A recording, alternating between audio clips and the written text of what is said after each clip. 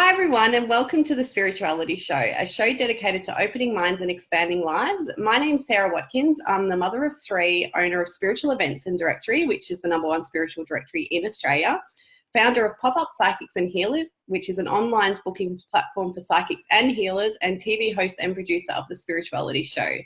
Today I'm talking to the lovely Dr. Maxine Therese.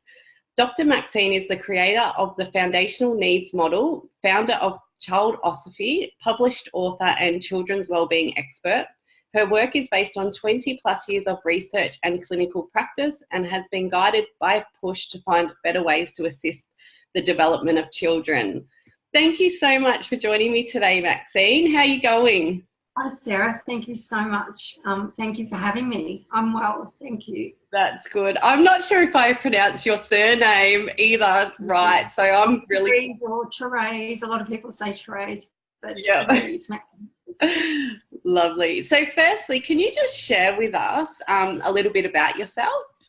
Absolutely. Well, firstly, I guess for the audience, I'm a mother of two. My children are actually adults now, so they're not as needy in regard to the things that I have to do as a parent, but I've got two sons. I'm a practitioner who works with children, and as you mentioned, I've developed a system called Childosophy, and my research has been interested to look at children's needs more broadly. So I do lots of different things, but most of my work and most of the things that I do on a day-to-day basis is clinical practice. So I work with families and children to help them to uncover what the behaviours are expressing about their needs. So I help adults to understand children's needs, and I help children to understand why their behaviours are happening from a broader model than what we have with just a lot of mainstream ideas of what's going on for the child. Yeah, I absolutely love it. Obviously being mother of three little ones, so I'm just like, it's amazing what you're doing. So just to get into a little bit more, so is it sort of like you've mixed psychology and the spiritual together to create Childosophy? Is that the... Yeah, absolutely. Yeah, I love that. My journey definitely was really ignited by having my own children. So my eldest son's actually 25. When he was born, I noticed that a lot of the things that I was told about him or children in general didn't really fit with what I was seeing. And I guess I was sort of on a little bit of a journey. I think once we become a mother, something happens to us spiritually. I believe that, that whole idea, and Osho has said this as well, that we have never been a mother until we are a mother. And once we become a mother, we're reborn as a woman in a whole new way. And I think that I found that definitely as a spiritual occurrence for myself when I had my first child. And then when I was looking to find out how do I actually nurture and care for this child, that I found what other people were telling me didn't sit with my intuition and didn't sit with what I thought about him as a soul. So my spiritual journey sort of unfolded at the same time as my children were growing. But I actually went back to formal study. So as they were going to school, I actually went back to university and studied psychology. So I have a degree in psychology, and I found that most of the models that we had to understand what children need were actually limiting their spiritual capacities. They weren't looking at the whole child. They were looking at bits and pieces, or the cognitive development, or the moral development, or the social development of the child. But there wasn't a lot about the spiritual development. And certainly when I first started studying, there wasn't a lot about the emotional development either. So that was sort of a merger for me. I was really interested in merging the child in a way that sort of saw them as a whole being. So yes, it's a little bit of psychology and philosophy, lots of philosophy. So the name Childosophy sort of comes from that idea.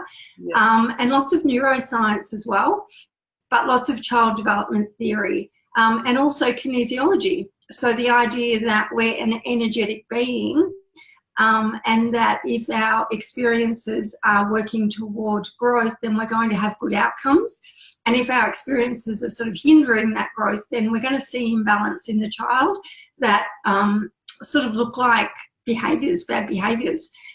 So using an energetic model helped me to sort of track the needs, but it was, or it is, really an amalgam of lots of different fields of thought coming into the one model and the one idea, Sarah. Yeah, no, it's amazing. It's amazing. I just want to go, thank you so much for creating this, being a mother. And I absolutely love your vision and philosophy. Can you share that with us? Well, my philosophy of the child is that the child's a soul who's complete in body, mind and spirit, and that they come into the world really with their own destiny, and our role as caregivers is really to support them in their wholeness, because they have capacities and potentials, I guess, that we haven't recognised by the models that we've used to interpret them before. And if we can actually see them as a soul, so the child is a soul who's complete and actually unfolds in accord to a plan that has a lot to do with the parents and the family that it's brought into, but also has another aspect to it, which is sort of that soul continuum. And I talk a lot about that in my book. But the philosophy basically is that children are whole, and in order to continue to support them in the best ways, I guess firstly we need to see them as souls that are whole, and then we need to understand what that is. Yeah, so it can be like an esoteric idea, or a lot of people can think that that's like a spiritual concept. But my work's been really, I've been really interested to make it understandable from a scientific perspective as well. So I correlate the child's feelings, thoughts and actions with the body, mind and spirit. So there's a way of understanding when a child feels a certain way and thinks a certain way, that the action is going to be a certain way. Yeah. So if a child's feeling sad, but they think that they're not allowed to be sad, for instance, then their action might be to hide their feelings. So that's like a really practical way of understanding the vision that I have, that if we can help children understand their wholeness and keep them whole and connected as they're growing, then they sort of have the best outcomes according to what it is that they're here to do and be and experience, and to reach their full potential. Yeah, exactly. So Maxine, can you share with us how your spiritual journey began? I actually think, Sarah, I've always been on a little bit of a spiritual journey. Yep. As I said to you, it was ignited when I became a mother. Yeah. But I also recognise that in my own childhood there was a lot of things that we might term spiritual. So I saw things that other people didn't see. I actually had imaginary friends. I was very interested in the bigger questions of life, you know, like what am I here for? Where do we go when we die? I had lots of big questions as a small child. Yeah. So those types of things I think have always driven me to have a deeper understanding of myself. And I do believe that, you know, it's an adage and it's said a lot, but I really do believe we're spiritual beings having a human experience. And I feel that I've always sort of tapped into that idea. I've always thought that there's something beyond this physical body that I was always really interested to be in touch with. And that's what my work really has developed into, to help children understand that their motivations and that their the things that they feel mightn't always be able to be seen. Yeah, that we can talk about energies, that we can talk about feelings in a way that really matter to children. So we're not discounting or cutting off, or what they call in spiritual circles, we're not bypassing certain capacities as we grow, that we can actually grow whole as a spiritual being from the very beginning. So for me, I think it's always sort of been there, Sarah, but I've always been drawn to know more about that. So lots of different things over time. In fact, when I went firstly back to university to study the child when my children were at school, and I realised that a lot of the models weren't really supportive of what I was seeing happening in children, my interest was to look at childhood spirituality. And I actually studied childhood spirituality for quite a few years. I didn't focus particularly on the spirituality aspect because I could see that we needed to account for the body, mind and spirit of the child. Otherwise we were missing a certain component. So lots of different things. I've had time in India, I've been to ashrams, I've done lots of different things, and I certainly love anything that's going to broaden my idea about the world. So they could be, could really be anything classified as spiritual. I'm definitely interested to explore. Yeah, lovely. And so, Maxine, where can people learn more about everything that you're doing? So you've got courses, a book. Can you just run through? Actually, let's talk about the course that you've got. Let's talk about that. Thank you, Sarah. I actually, over time, as you said in the introduction, I've sort of spent quite a lot of time mothering in a practical way, looking at patterns and trying to see what children need. Then, of course, I went back and did my doctoral research, which helped me to develop the foundational needs model, which actually is the world's first whole child model, but it's based on the chakras. So it's ancient wisdom that helps us to understand what children need. So those 7 foundational needs are part of what I teach others to understand. But I found too, with the clinical practice that I was doing, incorporating kinesiology and reading energy basically to find out what's going on for children when certain behaviours express and what their unmet need is, that I ended up training other people to do what I do. So I train practitioners in Childosophy, and we basically go through a process where I ready them to work in clinical practice using my methods and model. So that's one aspect of what I do. Most of my details can be found at childosophy.com, so www.childosophy.com. I run parenting courses. I've got an online parenting course that I do, which actually introduces parents to children's needs and help them understand their own child in light of the needs model. And I also have a clinical practice where I see parents and children to help them understand things that are going on when they've sort of tried lots of other things, and a lot more people are really opening to the idea that the child's behaviours are indicating something really important about what they need, that they're not a bad behaviour, that they're actually something that we need a deeper understanding about. So that's a lot of what I do as well. Pardon me. Yeah, so most of those details can be found at childosophy.com. Lovely. Awesome. So with that, I'm just going to go say something about that. So you're saying about the child's needs and everything, and you work with the children as well as the parents. So I guess as a parent, sometimes we can see certain behaviours and we think, why are they acting like that? But it's also, I guess, having an awareness within us as well. Do you know what I mean? So it's like working on our stuff as well, because they a lot of the time reflect us. Yeah. Absolutely. So you also help with that. So it's obviously about the children, the parents, the whole lot. Yeah. Absolutely, Sarah. Like I really like to look at it, the idea of, in the same way that there's been a lot of spiritual growth, I guess, for humanity over the last little while, historically a little while, like, 10, 20, 30 years. There's also a self-awareness that's developing in people as a result of that exploration. And I really like adults to, I really like supporting adults to have a deeper understanding of the things they can't see. Yeah, because when we actually have a child, they carry with them everything that's ever happened to you as their mum, their dad, and generations back. Now, epigenetics actually tells us that we can go back 7 generations of trauma, memory, emotion that's carried through the genetic line and presents in the child.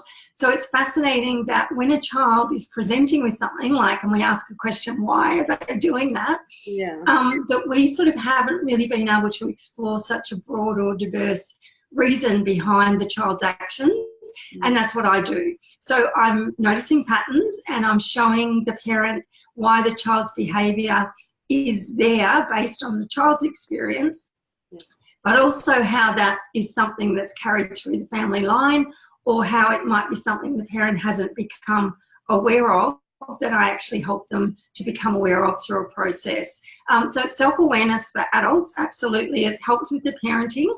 And what it actually does is it gives the child great confidence to know that the things that they feel have been recognised, Yeah. and the things that are going on for them mightn't have always sort of been something that was predominantly about them. Like, it might be something that mum and dad can actually work on as well. And I think that that gives children a great sense of security, really, to sort of know that we're growing together, that it's not about a child having to struggle with the emotions, feelings and behaviours on their own, that we as caregivers and parents can actually work with them.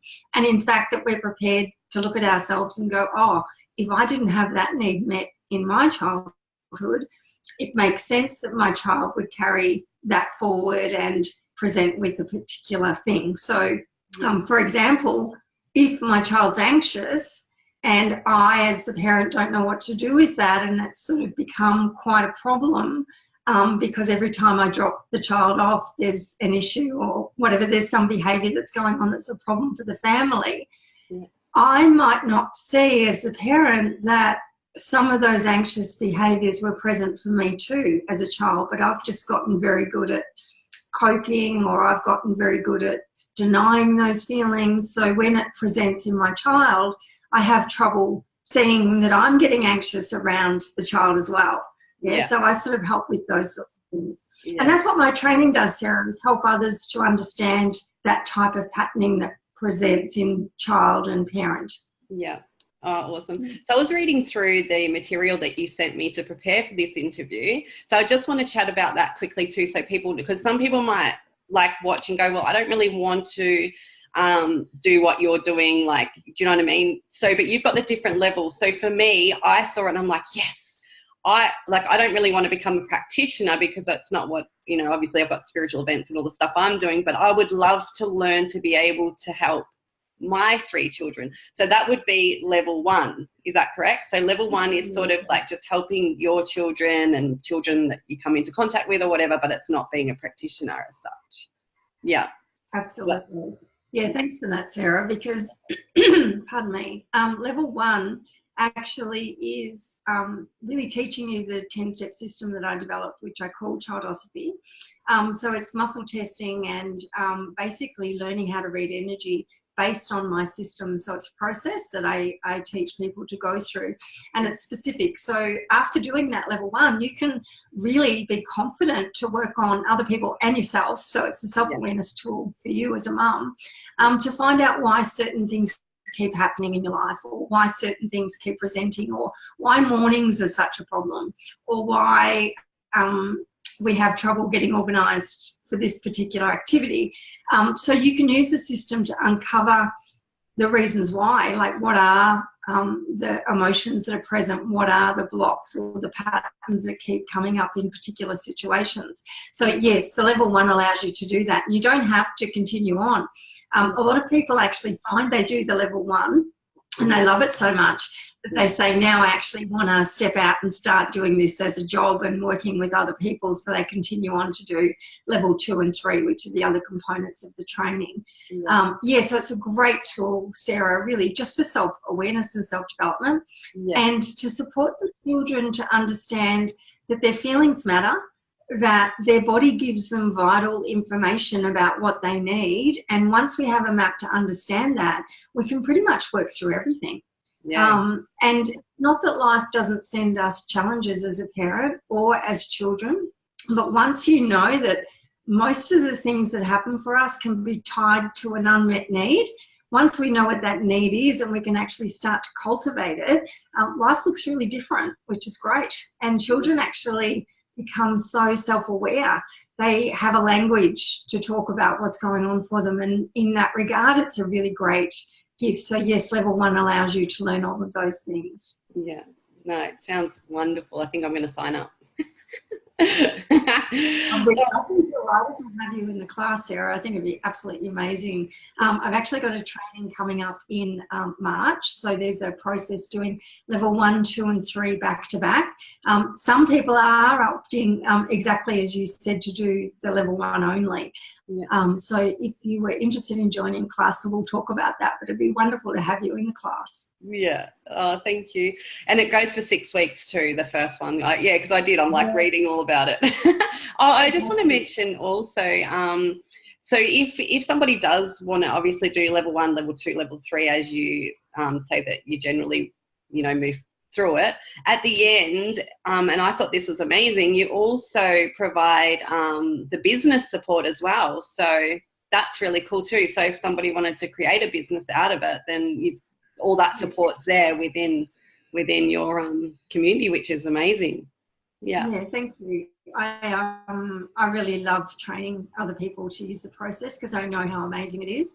And a lot of the girls or women that I train, and it is mostly women, I guess that just sort of comes to that caring aspect of the mothering and those types of things as well. I'm not saying that men aren't, sort of as aware, but it seems to be something that women are attracted to more. But some of the girls that I've trained really just do it as a full-time practice. So they've developed themselves to the point that they're working with children in a full-time capacity, which I love. With the practitioner training, I certify and accredit everyone that trains with me because it's my particular approach.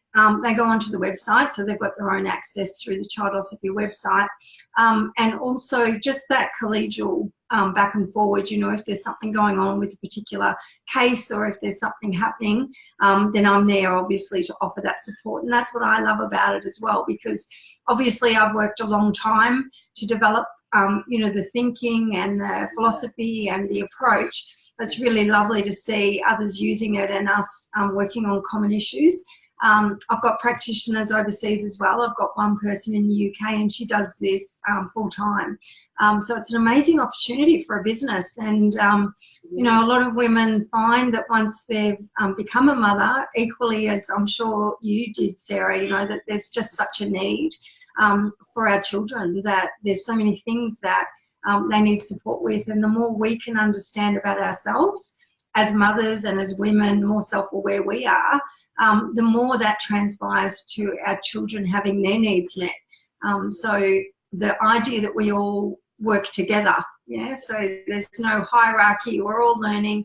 And that's what I love about training people, is because, we're all in it together, we're all here for the little ones, and we're all doing it with that clear intention that we want to offer something that really helps children, because there's so much out there.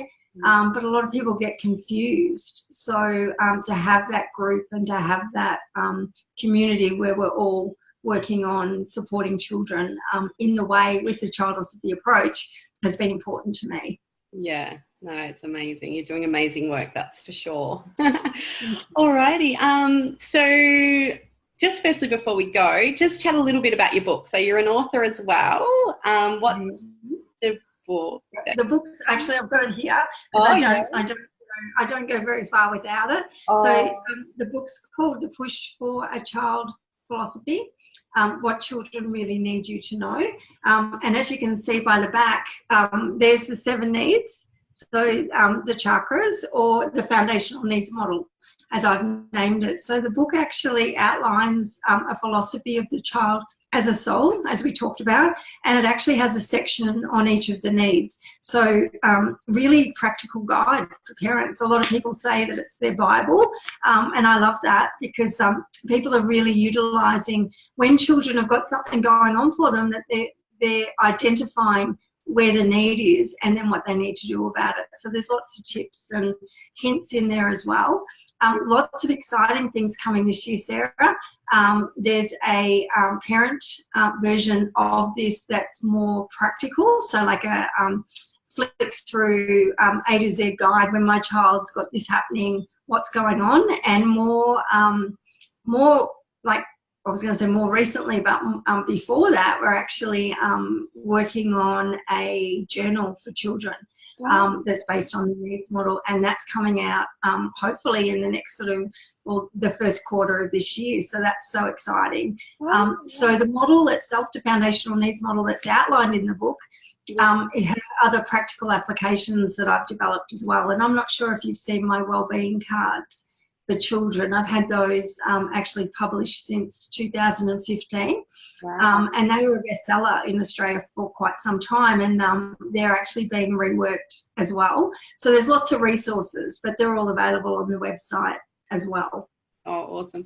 I did, you gave me, when we met at the Mind, Body and Spirit a few years ago, you gave me a poster of all the emotions and everything, and I had that hanging up, and Yes.